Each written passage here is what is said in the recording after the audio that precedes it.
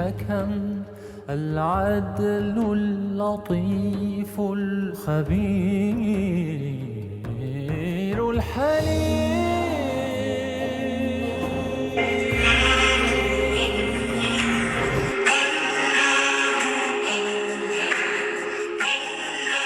جو آج ہمارا پہلی چیز ہے ہم نے کرنی ہے قرآن فہمی کے جو 4-5 اصول ہم ان کا صرف نام لے دیں جو بھی لینا چاہتا ہے. عربی معلیٰ زبان کی ابانت، میزان اور فرقان، اور کل ہم نے کیا تھا کتاباً متشابہن. ٹھیک جی 4 ہم کر چکے ہیں نا، 4 ٹھیک ہے. کر چکے ہیں. آج ہم نے اسلوب پڑھنا ہے اسلوب کی ندرت. تو اسلوب کی ندرت سے مراد یہ ہے کہ قرآن کا یعنی سٹائل کیا ہے. پہلی چیز یہ ہے کہ قرآن پاک کا جو اسلوب ہے وہ نہایت منفرد اسلوب ہے، اور اس کو اگر دیکھا جائے تو یہ چونکہ ٹیکسٹ ہے تو اس میں اس کو بعض اوقات دیکھ کے گمان گزرتا ہے کہ یہ ٹیکسٹ کی طرح ہے، لیکن پھر ہم آگے ہی دیکھتے ہیں کہ نثر کے ساتھ ساتھ یعنی جو سیدھا ٹیکسٹ ہوتا ہے اس کو نثر کہتے ہیں، لیکن یہ نثر کی طرح سادہ نہیں ہے. کیوں؟ کیونکہ اس کے بعد اس میں آگے رائمز اور اس میں قافیے اور اس طرح سے اس میں ایک صوتی آہنگ اور ایک موسیقیت، یہ ساری چیزیں اس میں نظر آنی شروع ہو جاتی ہیں، بالکل ایسے جیسے کہ پوئم میں یہ چیزیں نظر آتی ہیں. تو پہلے ہم اس کو دیکھتے ہیں قرآن پاک کو تو ایسے لگتا ہے جیسے یہ نثر ہے، لیکن پھر اس کے بعد اس کو نثر بھی نہیں کہا جا سکتا.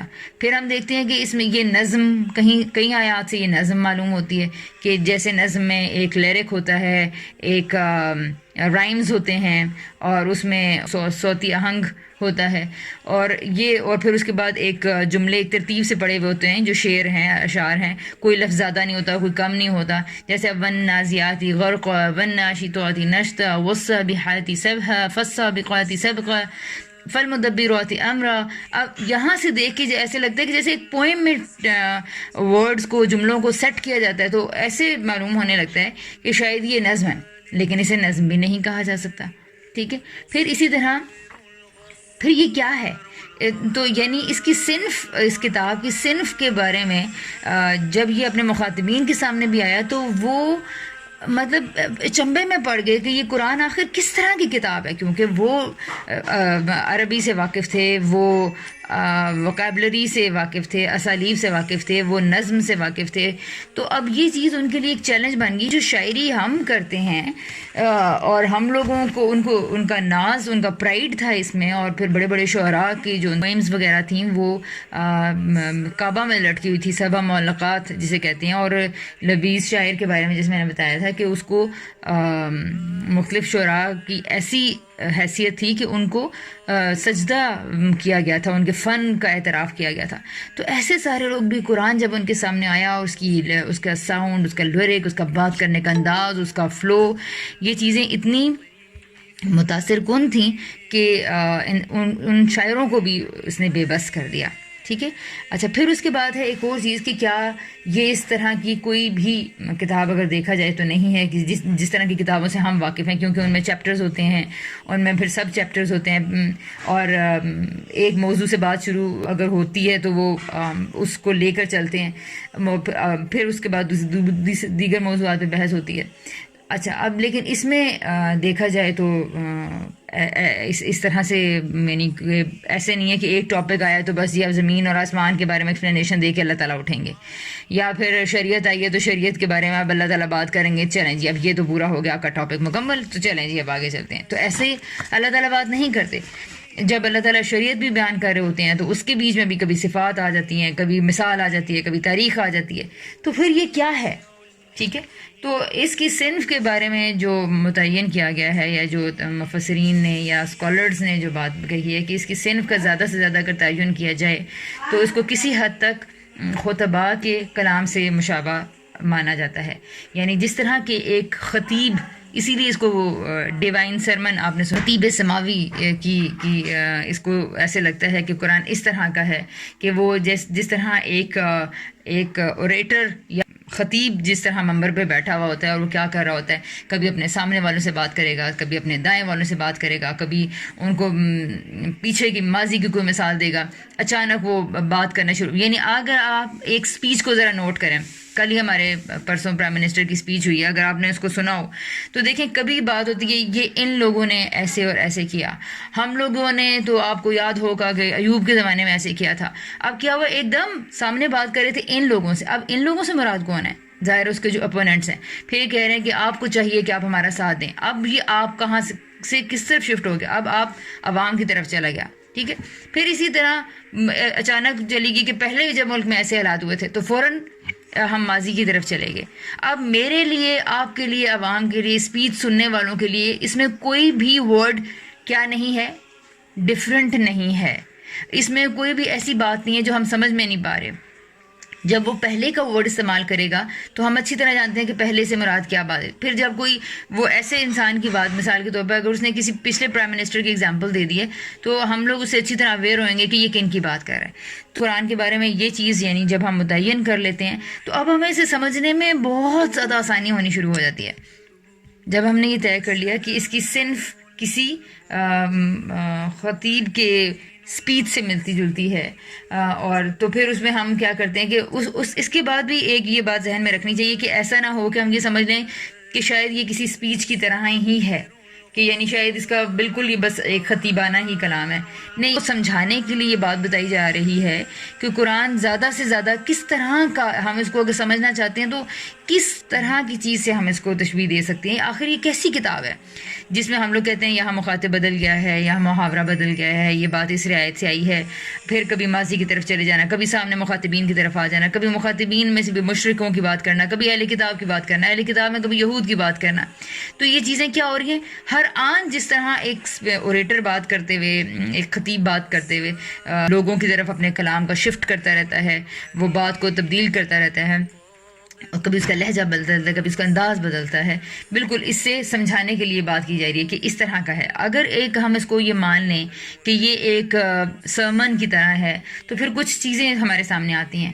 وہ کیا ہوں گی؟ پھر اس کا مطلب ہے, اب میں پھر پرائم منسٹر کی اسپیچ کی ایگزامپل دوں گی کہ اب اس کو اگر ہم نے آج 200 سال بعد سمجھنا ہے اسپیچ کو, ٹھیک ہے, تو اب جب آپ اس اسپیچ کو اٹھائیں گے تو سب سے پہلے آپ کو دیکھنا پڑے گا کہ جب اس نے یہ کہا ہے کہ ان حالات کا تقاضا یہ ہے کہ ہم لوگ اپنی معیشت کے لیے کام کریں. اگر اس نے فار ایگزامپل یہ جملہ بولا ہے تو کہ ہمارے مزدور بے گھر ہو گئے ہیں, ہمارے غریبوں کو کھانا نہیں مل رہا, ہم گھروں میں قید ہو کے رہ گئے.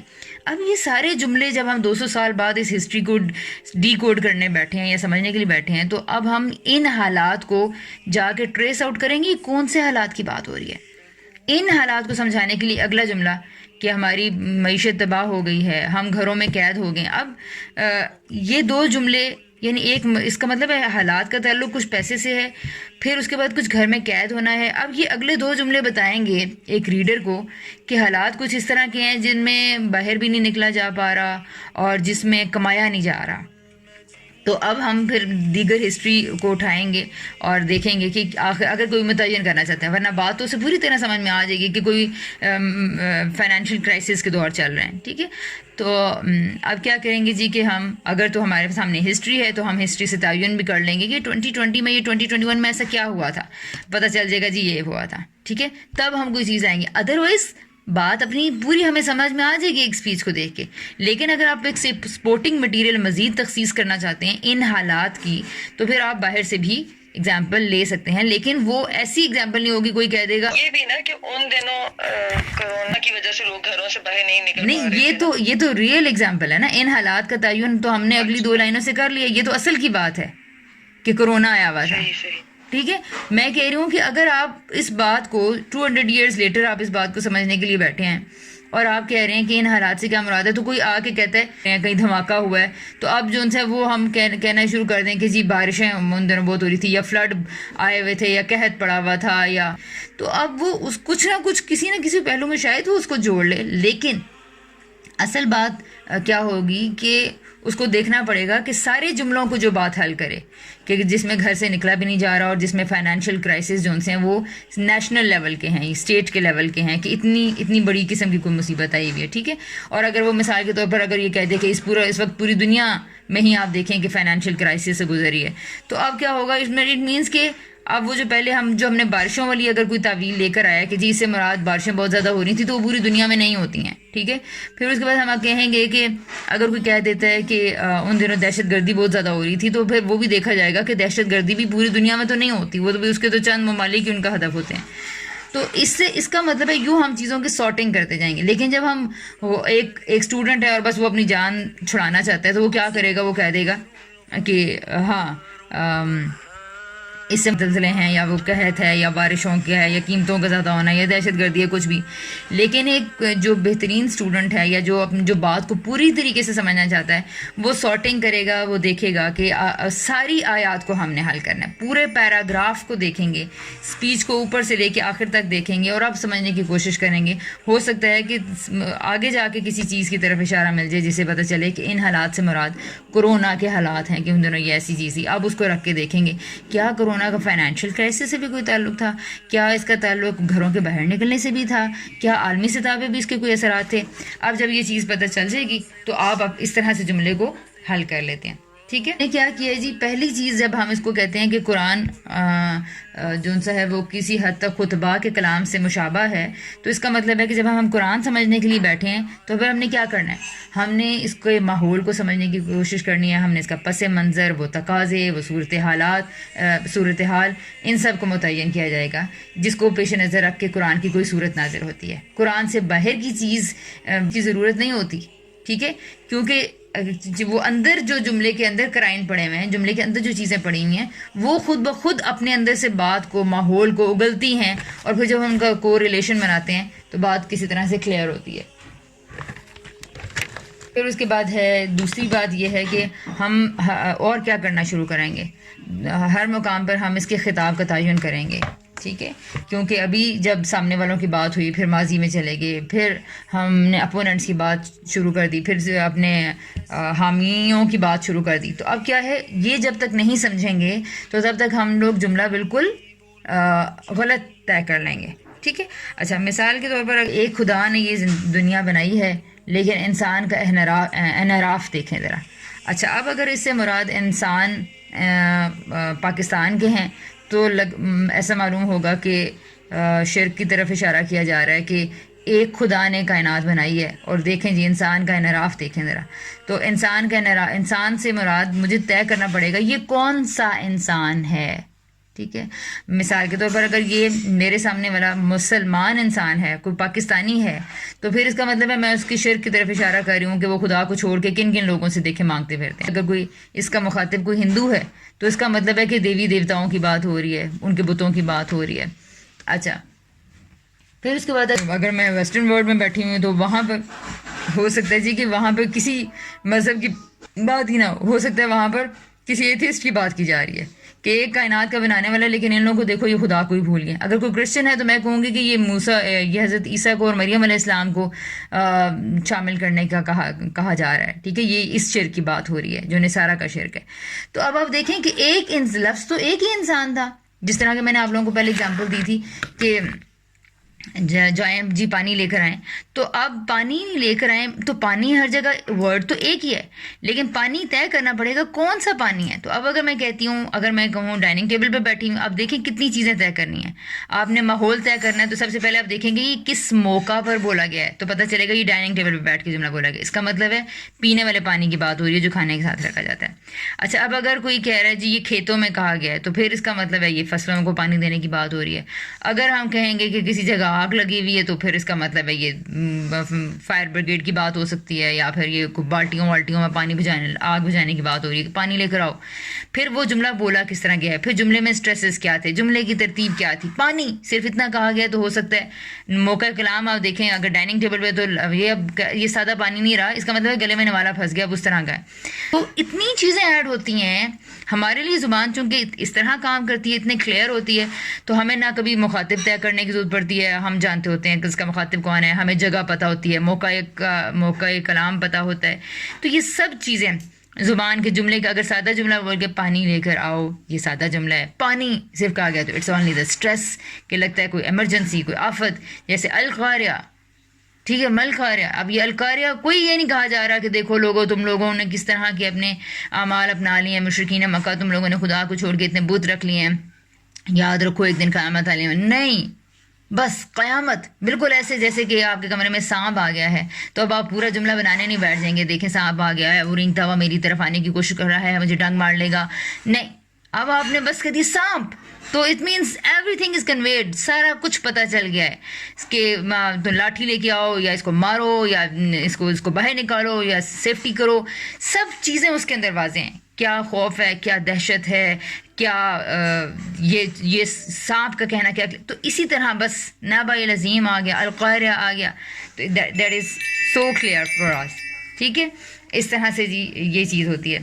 क्योंकि दूसरे नंबर पे हमने कहा कि हम इसके देखते हैं कि स्पीच को कि इसको डिसाइड करने की कोशिश करते हैं कि खिताब का रुख किसकी तरफ है, इससे मुराद कौन से अहले किताब हैं। अगर अहले किताब की कुरान बात कर रहा है तो देखेंगे अहले किताब यहूद मुराद हैं, मदीना के मुराद हैं, या ये दाएँ बाएँ वाले अहले किताब की बात हो रही है, तो ये देखना पड़ेगा। हम आगे चलते हैं तो इसी तरह फिर और है जी इसके आम ख़ास का तयन करना और फिर देखना, तो ये बहरहाल सारी चीज़ें जब हम निकाल लेते हैं तो तब जाके ये जो एक इम्पैक्ट छोड़ती है वो इस तरह का होता है कि ये एक कारी के ऊपर उसके जहन को झंझोड़ती है, उसके ऊपर असर करती है जी। इसकी कोई एग्जाम्पल ही नहीं है, ये किसी और किताब जैसा है ही नहीं है कि हम ये कहना शुरू कर दें कि पता नहीं ये कैसी किताब है, अपनी अभी ज़मीन की बात हो रही होती है, आसमान की बात हो रही होती है, निशानियों की बात हो रही होती है, उसके बाद अल्लाह की बात आ जाती है, उसके बाद शरीयत ही आ जाती है, बीच में ही दोबारा बात वापस चली जाती है। तो ये क्या है, तो ये हमने सबसे पहले इसके बारे में असूल हमें कायम करना पड़ेगा कि इसका असलूब नादिर है, मुनफरिद किताब है, ये अपने तर्ज की वाहिद किताब है जिसको नसर से भी मिलाया जा सकता है, जिसको नज़म से भी मिलाया जा सकता है, जिसको तारीख़ की किसी किताब से भी मिलाया जा सकता है, लेकिन नहीं, ये इनमें से किसी की जैसी नहीं है। ज़्यादा से ज़्यादा अगर इस किताब को किसी किताब के बाद से किसी चीज़ से तशबीह दी जा सकती है तो वो ख़तीबों के कलाम से, स्पीच से इसको दी जा सकती है, लेकिन वो भी बस तशबीह ही करार दी जा सकती है, क्योंकि इसमें जो ज़ोर व शोर, इसकी जो मौज़ूनियत, इसका जो सियाक सबाक, इसका रब्त, इसका नज़्म, इसका आहंग, तो इतना कुछ है कि उसमें भी फिर एक बात, यानी कि इसलिए कहते हैं कि बस उससे भी बस तशबीह ही दी जा सकती है। ठीक है जी, तो ये हमारा आज का टॉपिक था असलूब की। इरम यास्मीन ने क्वेश्चन किया, प्लीज उसको एड्रेस कर लें, वो इसी भी मौजू के हिसाब से। जी, इरम कह रही हैं कि कुरान क़यामत तक के लिए रहनुमाई है, मगर जब कुरान पर स्टडी करें तो पास्ट या प्रेजेंट पर बात होती है, आज के टाइम से इसको रिलेट करना कंफ्यूजिंग नहीं हो जाता? अच्छा, देखिए, जब आप कोई स्टोरी भी पढ़ते हैं, कायदे आज़म की कोई लिखी हुई किताब है, उनकी लाइफ हिस्ट्री की कोई किताब है, या कोई बायोग्राफी आप पढ़े हैं, या जैसे अब केमिस्ट कुछ अर्सा पहले हम लोगों ने पढ़ी, में टाइम, उसका वो कल्चर, बहुत सारी चीज़ों को हम खुद से रिलेट भी नहीं कर सके। उस किताब को पढ़ते हुए कभी भी हमने ये नहीं सोचा कि इसमें जो हिस्ट्री का जिक्र आया है तो उसको हम बड़े आराम से क्या करते हैं कि अगर कोई तारीख़ की बात आई है कि किस तरह से लोग मूव करते हैं या जंगें किस तरह से होती हैं तो क्या सूरत हाल होती है, अब हम लोग बड़े आराम से उसको, वो हिस्ट्री क्या करती है, वो हमें बात समझाने के लिए ज़्यादा उसके अंदर तासीर पैदा कर देती है, उसको बात को और खोल के क्लियर कर देती है। हिस्ट्री फ़ायदा देती है क्योंकि हम ये समझ पाते हैं कि ऐसे तारीख़ में ये सब कुछ हो चुका है और अब हमने ये दोबारा काम नहीं करना। अच्छा, इसी तरह अगर फ्यूचर की बात आएगी, मिसाल के तौर पर अगर ये कहा जाएगा कि 2000 किसी किताब में लिखा हुआ है कि 2025 में पाकिस्तान का पानी ख़त्म हो जाएगा और हम लोगों को पानी मिसाल के तौर पर सेव करने, तो अब ये फ्यूचर की जो बारे में जो पेशन गोई है, इसने भी मेरे हाल को ही ठीक करने के लिए असर डाला है कि आज से मैं पानी बचाने के तरीक़ों पे गौर करना शुरू कर दूँ। अच्छा, अगर कोई पीछे की तरफ लेकर जाता है कि जिस वक्त पाकिस्तान बना था, किताब में अगर ये जुमले लिखे हुए हों कि उस वक्त हमारे दरियाओं की तकसीम ही गलत हुई और फिर ज़्यादा जिस तरह से दरियाओं में पानी था वो भी देख लें कि 1965 में क्या हुआ, 67 में क्या हुआ, 72 में क्या हुआ, 78 में क्या हुआ। अब ये सारी चीज़ें जब हमें तारीख़ की बात की जा रही है तो ये भी हमें इसी तरह तवज्जो दिला रही हैं कि मैंने अपने हाल में कोई इससे बात से फ़ायदा उठाना है। तो जब कोई तारीख़ की बात आती है या जब कोई फ्यूचर की बात आती है तो उनका सारा इम्पैक्ट मेरे प्रेजेंट के ऊपर ही होता है। तो ये मुश्किल नहीं होती, बल्कि इससे रिलेट करना, बाज़ औक़ात हम पुराने लोगों के बारे में ख़बर मिल जाती है, वहाँ का माहौल क्लियर होता है, लोगों की बाज़ औक़ात साइकोलॉजीज़ पता चलती हैं, लोगों के क्राइम्स पता चलते हैं, लोगों का बूदोबाश पता चलता है, तो उससे भी कलाम को समझने में मदद मिलती है और बाज़ औक़ात हमें बहुत ज़बरदस्त किस्म की रहनुमाई मिल जाती है। मिसाल के तौर पर कुरान पाक में माजी के किस्से क्यों आए हैं? हज़रत मूसा का किस्सा सोचने की बात है बार बार क्यों आया? इसलिए कि उसकी बहुत बड़ी वजह यह है, नबी तो और भी थे, ان کا ذکر کیوں نہیں آیا؟ 1,24,000 پیغمبروں کو چھوڑ کے صرف 22 پیغمبروں کا قرآن ذکر کیوں کر رہا ہے؟ اس لیے کہ جن سے مخاطبین واقف ہیں جس بات سے، صرف ان نبیوں کا ذکر ہے، نمبر 1۔ نمبر 2 یہ کہ اب دیکھیں، میں نے مثال کے طور پہ ایگزامپل ہسٹری کی دینی تھی، تو میں نے قائد اعظم کی بات کی یا پاکستان کی بات کی۔ یہاں پہ میں برٹش ہسٹری کو کوٹ کرنا شروع کر دوں، یہاں پہ یونان کی ہسٹری کوٹ کرنا شروع کر دوں، تو وہ ہم اس سے واقف ہی نہیں ہے۔ تو میں مثال دینے کے لیے بھی وہی دوں گی جس سے مخاطب واقف ہوگا۔ تو اچھا، پھر اسی طرح موسیٰ علیہ السلام کا قصہ کیوں آیا؟ کیونکہ جو نبی پاک صلی اللہ علیہ وسلم کی زندگی اور موسیٰ علیہ السلام کی زندگی، اور نبی پاک صلی اللہ علیہ وسلم کی قوم اور موسیٰ علیہ السلام کی قوم، ان میں بہت زیادہ ہم آہنگی پائی جاتی تھی۔ آپ صلی اللہ علیہ وسلم کا اپنوں کے بیچ میں پرورش پانا، پھر ان کو نکال دیا جانا، موسیٰ علیہ السلام کا فرعون کے گھر میں پرورش پانا، پھر ان کا بھاگ کے مدین چلے جانا، پھر وہاں سے بات آ کر اتمام حجت کرنا فرعون کے اوپر، تو اور پھر اس کے بعد قوم کی مماثلت کہ بنی قرآن کا اس میں کوئی شک نہیں، حصہ بنی اسرائیل کے بارے میں بات کرتا ہے۔ تو یہ ساری چیزیں اس طرح سے ہیں، ان کو اگر ہم ٹھیک طرح سے ریلیٹ کرتے جائیں اور اس طرح پھر کنفیوژنس ختم ہوتی جاتی ہیں۔ اگر اسلوب کے درد کو سامنے رکھیں گے تو بہت ساری چیزیں مطلب ایسے ہی حل ہو جائیں۔ میرا یہ کویشچن غلط تو نہیں ہے؟ مطلب مجھے یہ ہو رہا ہے کہ مجھے یہ کویشچن کرنا چاہیے تھا یا نہیں؟ نہیں، بالکل ہر طرح کا کوشچن، دیکھیں ہر وہ کوشچن ویلڈ ہے اور بہترین ہے جو آپ کے ذہن میں ابھرا ہے۔ کسی صورت میں کبھی بھی یہ مت سوچیں کہ یہ میرا کوشچن ٹھیک ہے یا نہیں ٹھیک۔ بھئی آپ کے ذہن میں ایک کوشچن نے کنفیوژن پیدا کیا تو وہ کم اہم کیسے ہو سکتا ہے؟ مجھے یہ بتائیں۔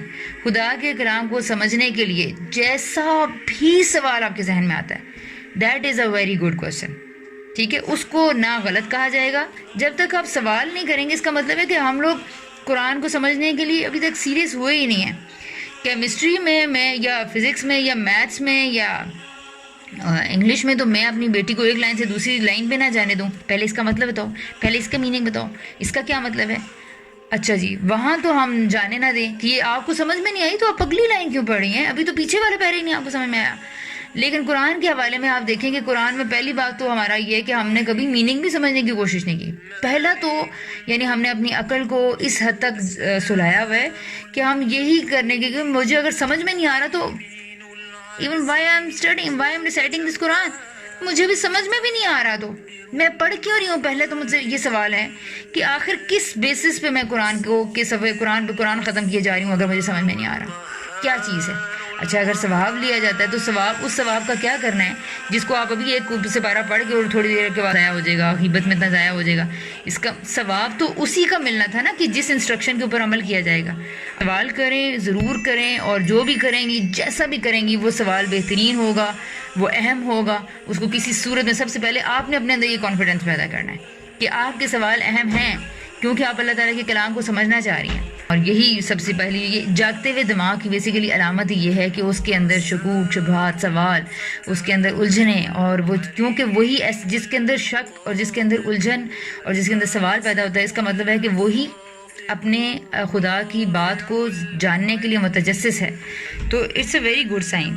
جی شہابہ، کوشچن کامنٹ۔ ہاں جی، میں یہ جی کوشچن بھی ہے، کمنٹ بھی ہے، دونوں مکس ہیں، مجھے بھی سمجھ نہیں آ رہی کیا ہے یہ۔ میں یہ دیکھ رہی تھی کہ ہم نے جب دیکھا کہ قرآن سمجھنے کے اعتبار سے آسان ہے، تو اب یہ اتنی ہسٹری میں جانا، آپ دیکھیں کہ بعض لوگوں کو ہسٹری میں انٹرسٹ ہی نہیں ہوتا کہ جیسے ڈیٹس اور اس طرح کی چیزیں یاد کرنے کتنی مشکل لگتی ہیں، تو اتنی ہسٹری پھر جاننا کیا مشکل نہیں ہو جائے گا پھر؟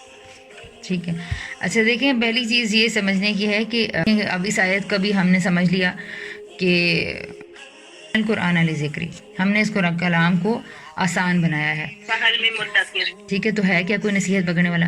یہاں پہ یہ جو آیا ہے نا، آسان بنایا ہے، کس چیز کے لیے بنایا ہے؟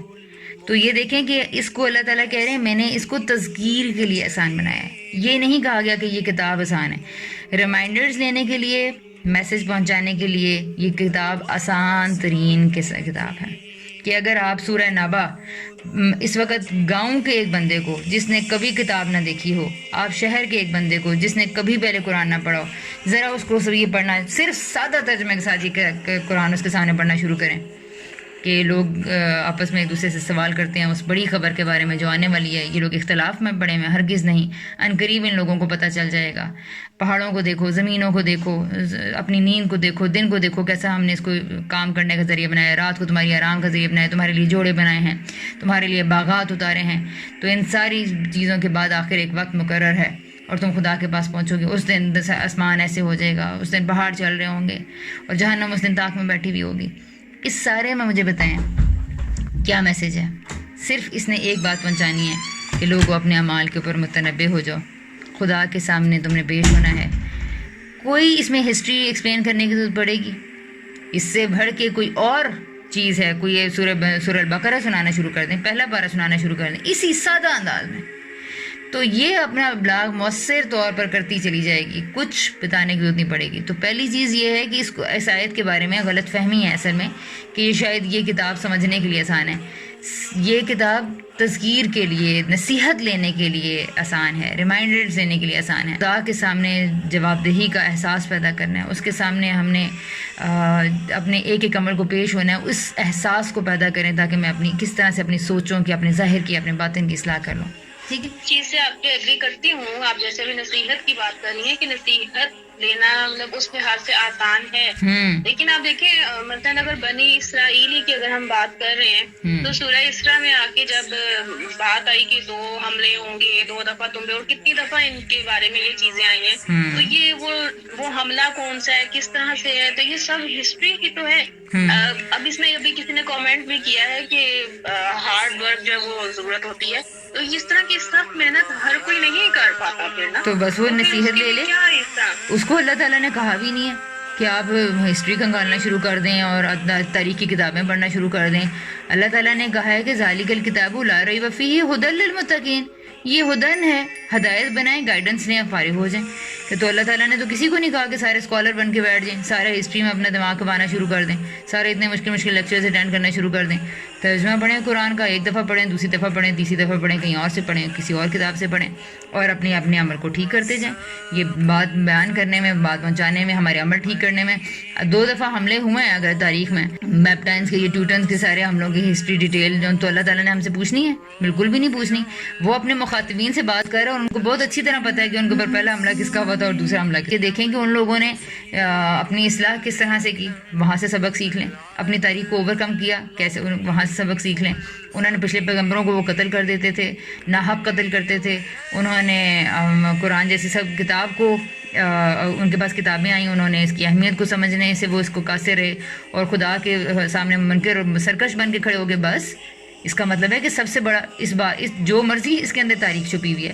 ہمیں یہ بات سمجھ میں آ گئی ہے کہ خدا کے مقابل، ایک اعلیٰ ہستی کے مقابل سرکشی کے ساتھ کھڑے ہونا سب سے بڑا جرم ہے جو انسان کو جہنم کا حامی بنا دیتا ہے. تو اس کا مطلب ہے کہ میں نے تکبر سے بچنا ہے، میں نے سرکشی سے بچنا ہے، میں نے خدا کی ذات، اس کی اتھارٹی، اس کی ربوبیت کو چیلنج نہیں کرنا. سمپل، ٹھیک ہے. تو یہ اس کو سمجھنے کے لیے سب سے پہلے ڈیسائیڈ کر لیں کیا نصیحت لینی ہے یا اس کا طالب علم بنا ہے. تو یہ 2 چیزیں فرق ہیں.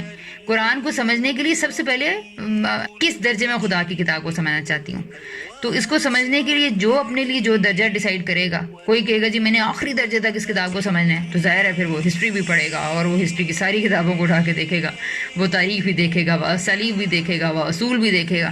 یہ سارے اصول بھی جو ہم پڑھ رہے ہیں یہ تو ہم ایز این اسٹوڈنٹ پڑھ رہے ہیں، تو اس کو تو غرض ہے ہدایت لینے سے، اپنا عمل ٹھیک کرنا ہے. اللہ تعالیٰ نے میرے سے اس کے اصولوں کے بارے میں اور اس کے اسالیب کے بارے میں کوشچنز نہیں کرنے. اللہ تعالیٰ نے پوچھنا ہے کہ بھئی تم نے بچوں کی تربیت کیسی کی تھی؟ خود جھوٹ بول رہی تھی تو پھر بچے آگے سے کیسے سچ بولتے؟ میرے اوپر سچائی اور جھوٹ کا میرے سے سوال ہونا ہے. خدا کی یاد کو میں نے کتنا اپنے دن بھر کی روٹین میں قائم رکھا؟ میں سونے میں جاگنے میں کیا اس بات سے اویئر تھی کہ میرے وقت کا مجھ سے حساب لیا جائے گا؟ اپنے جوانی کے بارے میں مجھے احساس تھا کہ اللہ تعالیٰ میرے سے پوچھیں گے؟ نعمتوں کے بارے میں جو صبح سے شام تک میں کنزیوم کر رہی ہوں، میں نے کیا اس کے بارے میں سوچا کہ مجھے اس کے بارے میں اللہ تعالیٰ کو حساب دینا ہے؟ دس از آل کنسرن جو اللہ تعالیٰ ہم سے پوچھیں گے. اللہ تعالیٰ نے کہیں یہ نہیں کہا کہ میں تم سے پوچھوں گا کہ تمہیں وہ فلاں آیت 40 نمبر سمجھ میں آئی تھی کہ نہیں آئی تھی، تمہیں قرآن کا جوڑے ہونا تو سمجھ میں ہی نہیں آیا، چلو اب چلے جاؤ دوسری سائڈ پہ، تمہیں تو یہ بات ہی نہیں سمجھ میں آ رہی تھی کہ قرآن سبا میں ثانی ہے. نہیں، یہ سب کنسرن ہی نہیں ہے. یہ ذکر کے لیے آسان ہے، سوال بھی انسان کے عمل کے متعلق ہوگا. اور باقی اس کے بعد ہیں کچھ لوگ ہوتے ہیں وہ کہتے ہیں اگر میں سائنس پڑھ سکتا ہوں, میں انگلش پڑھ رہا ہوں, میں اپنے بچے کو ایک پرائمری کی 40 صفحوں کی کتاب اس طرح پڑھا رہا ہوں, تو میں خدا کی کتاب کو کیسے اگنور کر دوں؟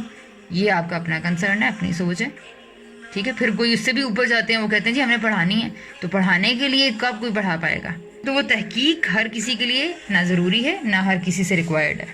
اسی طرح شاہبہ بھابھی کہ اگر ہمیں نہ بھی پتا ہو نا کہ یہاں پہ یعنی ایک بچہ بھی ہے جو جیسے 2-3 سال کا بچہ بھی جب زبان سیکھتا ہے تو یہ حذف معذوف تشبیہ استعارے تلمیح یہ سب کچھ وہ بھی استعمال کرنا شروع کر دیتا ہے. 3 سال کی عمر میں ہی کرنا شروع کر دیتا ہے کہ یہ تو برف کی طرح ٹھنڈا ہے, یہ تو ہیٹر کی طرح گرم ہو گیا. لیکن اس کا مطلب ہے وہ تشبیہ استعمال کر رہا ہے نا, تو یا وہ کہے گا کہ آپا تو اتنی اچھی ہے اور بھائی, تو اس کا مطلب معذوف کر دیا اس نے آگے بولا نہیں کہ بھائی برا ہے, مطلب وہ خود ہی بس یہاں پہ یہ کہہ دے گا. تو کہنے کا مطلب ہے کہ اگر چاہے ہمیں ان چیزوں کے نام آئیں یا نہ آئیں, لیکن یہ اتنا جو ہے وہ مبین یا جیسے کہ جنرل میکنزم ہے کہ ہم استعمال سب کر رہے ہوتے ہیں. ہم یہ سب چیزیں کہاں پہ ہم سوال کرتے ہیں کبھی یعنی کہ ہم کہہ دیں گے کہ اچھا آپ نے آنے کی زحمت کر لی.